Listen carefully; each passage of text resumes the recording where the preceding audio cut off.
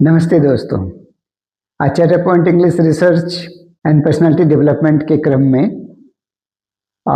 तीन चीज़ों का बड़ा इम्पोर्टेंस है, इसलिए पर्सनालिटी डेवलपमेंट को कम्युनिकेशन के साथ हम लोग को जोड़ना पड़ता है।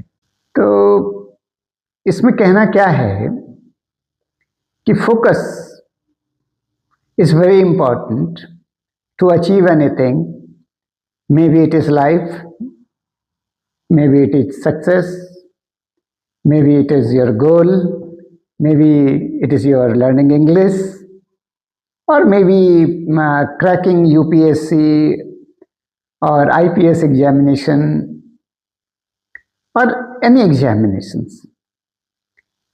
If you focus, if you have commitment, if you have determination, then you can achieve everything. तो उसी क्रम में आज एक स्टोरी आपको बताते हैं, अर्जुन्स लर्निंग एटीट्यूड। तो स्टोरी में यह है कि गुरु द्रोणाचार्य आश्रम में बैठे हुए हैं और दुर्योधन द्रोणाचार्य के पास में जाते हैं और कहते हैं, गुरुदेव, आपका जो नज़र है, आपका जो स्वभाव है, आपका जो प्यार है और आपका जो ज्ञान देने की प्रवृत्ति है वो पक्षपाती है, पार्शियल है। आप अर्जुन पर ही विशेष ध्यान देते हैं, उसी पर अपना प्यार जताते हैं। अदरवाइज अर्जुन में ऐसा कोई क्वालिटी नहीं है, और जो क्वालिटी अर्जुन में वो हम लोगों में है। द्रोणाचार्य मुस्कुराते हुए कहे, देखो दुर्योधन, ऐसा बात नहीं है, मेरे लिए सभी शिष्य एक समान है, लेकिन अर्जुन की जो प्रवृत्ति है, जो उसका एटीट्यूड है, उसका जो लगन है, उसकी जो दृढ़ शक्ति है और उसकी जो वचनबद्धता है, वो औरों से हटकर है, वो अद्वितीय है। तो दुर्योधन ने कहे कि गुरुदेव, मैं ये नहीं मानता हूं। तो बोला, ठीक है, किसी दिन देख लेना।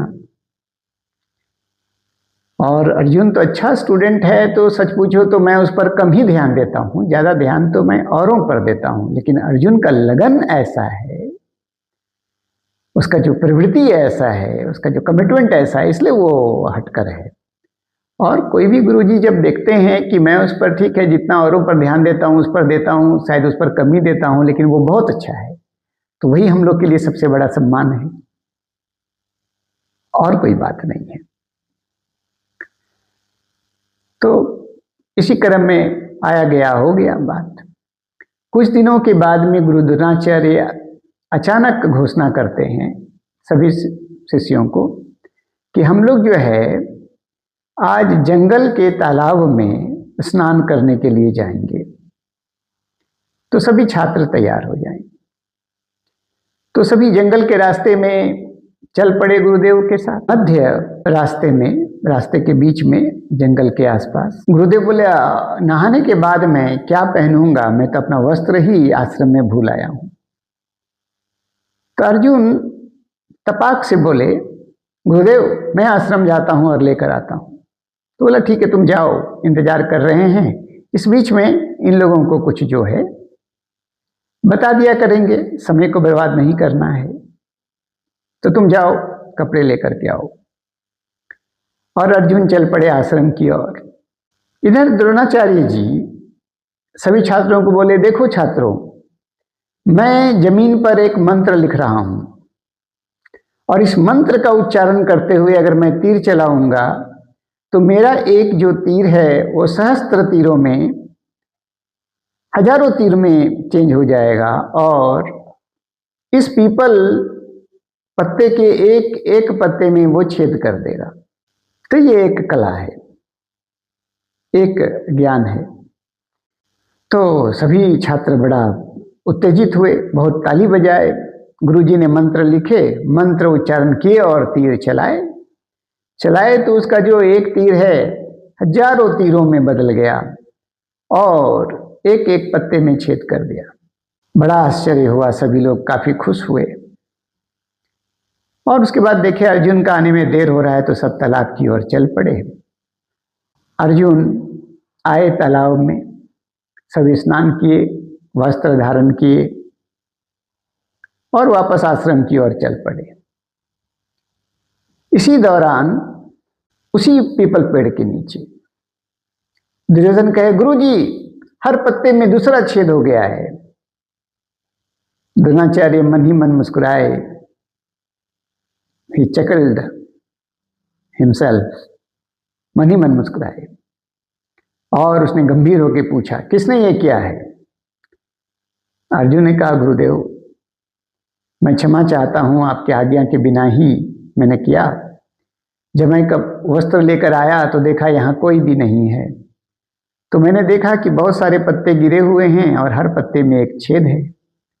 फिर मैंने कहा कि ये कैसे हो सकता है। फिर मैंने ऊपर देखा तो पेड़ के हर पत्ते में एक एक छेद था। तो मैं सोचा ये कोई कला है, हो सकता है गुरुजी यही आज जो है पाठ सिखाए हैं।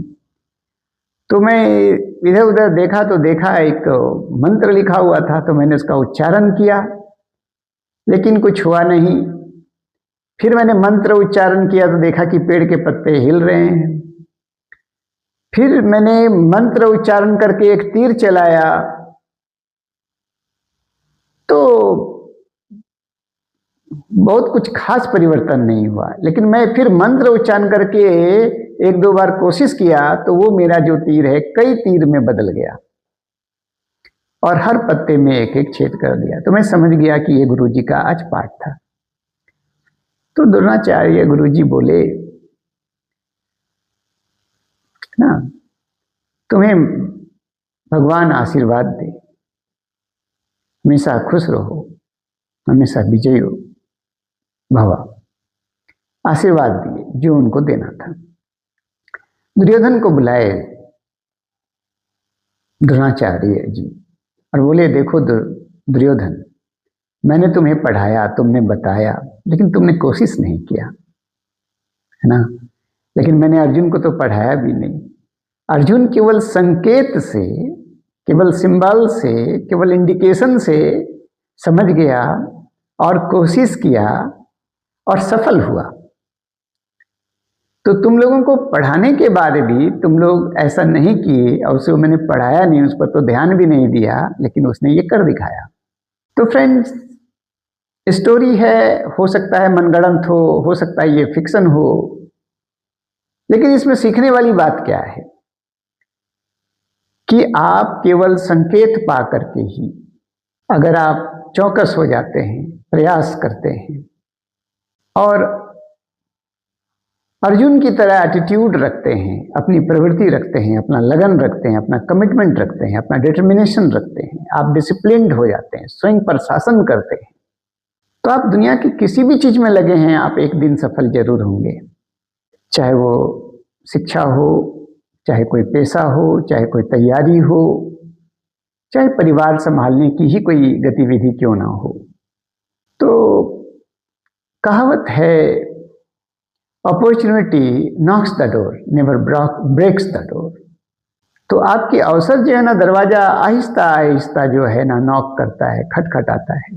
वो दरवाजा तोड़ नहीं देता है और बताता है कि अपॉर्चुनिटी आ गया है।